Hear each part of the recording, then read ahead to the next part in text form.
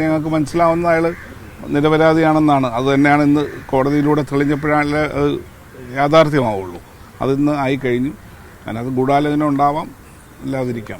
ഇതെല്ലാം ഞങ്ങൾക്ക് വേണ്ടപ്പെട്ട ആൾക്കാർ തന്നെയാണ്. അത് ജീവിതമായാലും ഈ ദിലീപ് എന്ന് പറയുന്ന വ്യക്തിയായാലും ഞങ്ങളെ സംബന്ധിച്ചിട്ട് നല്ല വിധിയാണ്, കോടതി വിധിയാണ് വന്നിരിക്കുന്നത്. കാര്യം കുറ്റക്കാരെ ശിക്ഷിക്കപ്പെട്ടു, അവർക്ക് നല്ല ശിക്ഷ കിട്ടണമെന്നുള്ളത് തന്നെയാണ് നമ്മളുടെ അഭിപ്രായം. അതിനകത്ത് നിരപരാധി എന്ന് ഞങ്ങളും കരുതിയിരുന്ന ആൾ നിരപരാധിയാണെന്ന് കോടതി കണ്ടെത്തി. അതും നല്ല കാര്യമാണ്. അതാണ് ഞങ്ങളുടെ അസോസിയേഷൻ. തുടർ നീക്കങ്ങൾ ഞങ്ങളിപ്പോൾ അദ്ദേഹത്തിനെ ആ സമയത്ത് ഞങ്ങൾ സസ്പെൻഡ് ചെയ്തിരുന്നു. അത് കഴിഞ്ഞ് അദ്ദേഹം ഒരു സിനിമ നിർമ്മിച്ചു. നിർമ്മിച്ച സമയത്ത് താൽക്കാലിക മെമ്പർഷിപ്പ് കൊടുത്ത് തിരിച്ചെടുക്കുകയുണ്ടായി. ഇനിയിപ്പോൾ അസോസിയേഷൻ്റെ മീറ്റിംഗ് കൂടുമ്പോൾ അദ്ദേഹം ആപ്ലിക്കേഷൻ തന്നാൽ തിരിച്ചെടുക്കും. തിരിച്ചെടുക്കും. അല്ല, ഇപ്പോൾ കുറ്റവിമുക്തനായ ആളിനെ തിരിച്ചെടുക്കാം. അപ്പീൽ പോകുന്നതൊക്കെ ആസ് യൂഷ്വൽ കാര്യങ്ങളാണ്. അല്ല, അപ്പീൽ പോയാലും തിരിച്ചെടുക്കുമല്ലോ. അത് അന്നേരം അടുത്ത വിധി വരുമ്പോൾ ആലോചിച്ചാൽ മതിയല്ലോ. അല്ല, അത് അദ്ദേഹം ആപ്ലിക്കേഷൻ തരണം, മെമ്പർഷിപ്പിനുള്ള അപേക്ഷ തന്നാൽ തിരിച്ചെടുക്കും.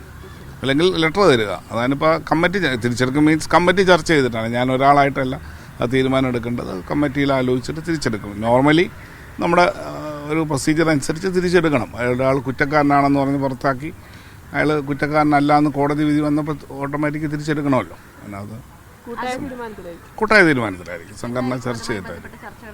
അല്ല, അദ്ദേഹം ആപ്ലിക്കേഷൻ തരണം, അദ്ദേഹം ഒരു ലെറ്റർ തരണം. ആപ്ലിക്കേഷൻ മീൻസ് ഒരു ലെറ്റർ തരണം. ലെറ്റർ തീർച്ചയായിട്ടും പരിഗണിക്കും. ദിലീപിന്റെ തീരുമാനത്തിനനുസരിച്ചായിരിക്കും ദിലീപ് അംഗത്വം വേണോ വേണ്ടേ എന്നുള്ള. പുള്ളി ഒന്നാമത് ഞങ്ങളുടെ അസോസിയേഷനിലെ ഒരു അസോസിയേറ്റ് അംഗം മാത്രമാണ്. അദ്ദേഹം അമ്മയിലെയാണ് അംഗം ഞങ്ങളുടെ അവിടെ. അതുകൊണ്ട് അസോസിയേറ്റ് മെമ്പർഷിപ്പാണ് അദ്ദേഹത്തിന് ഉണ്ടായിരുന്നത്.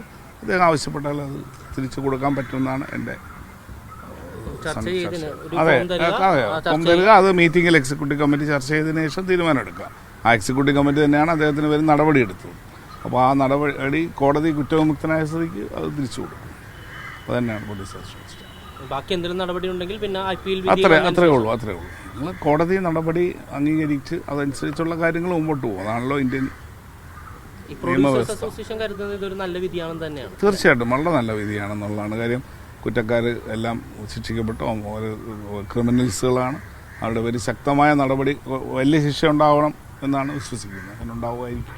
പക്ഷെ എല്ലാ കോണുകളിൽ നിന്നും വരുന്ന സ്വാഭാവികമായിട്ടുള്ളൊരു ചോദ്യം, ഗൂഢാലോചന ഇതിന്റെ പിന്നിൽ ഉണ്ടാവില്ലേ, അതിന്റെ ആൾക്കാരെന്തുകൊണ്ട് ശിക്ഷപ്പെടുന്നില്ല എന്നുള്ള ചോദ്യം പുറമേ വരുന്നുണ്ട്. അതിലെന്തെങ്കിലും ഞാനൊരു സംഘടനയുടെ വ്യക്തമാവുന്ന നിലയിൽ അത് പറയുന്നത് ശരിയല്ലേ. നമ്മളെ സംബന്ധിച്ചിടത്തോളം ഇല്ല, അയാൾ ഇപ്പം എന്തെങ്കിലും ഒരു പരിപാടി ഇല്ലാതെ ഒരു നിരപരാധിയാണെന്ന് ഞങ്ങളും വിശ്വസിക്കുന്ന ആളാണ്. അതായത് ഇതെല്ലാം ഞങ്ങൾക്ക് വേണ്ടപ്പെട്ട ആൾക്കാർ തന്നെയാണ്. അത് ജീവിതമായാലും ഈ ദിലീപ് എന്ന് പറയുന്ന വ്യക്തിയായാലും. അപ്പോൾ ഇതിനകത്ത് ഞങ്ങൾ സംസാരിക്കുമ്പോൾ ഞങ്ങൾക്ക് മനസ്സിലാവുന്ന അയാൾ നിരപരാധിയാണെന്നാണ്. അത് തന്നെയാണ് ഇന്ന് കോടതിയിലൂടെ തെളിഞ്ഞപ്പോഴാണ് യാഥാർത്ഥ്യമാവുള്ളൂ.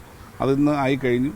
അതിനകത്ത് ഗൂഢാലോചന ഉണ്ടാവാം, ഇല്ലാതിരിക്കാം. എന്തായാലും ഗൂഢാലോചന ഉണ്ടെന്ന് പുള്ളി പറയുന്നു. അത് സത്യമാവട്ടെ. ആർക്കും നീതി നിഷേധിക്കപ്പെടരുത്. തീർച്ചയായിട്ടും ആർക്കും നീതി നിഷേധിക്കപ്പെടരുത്.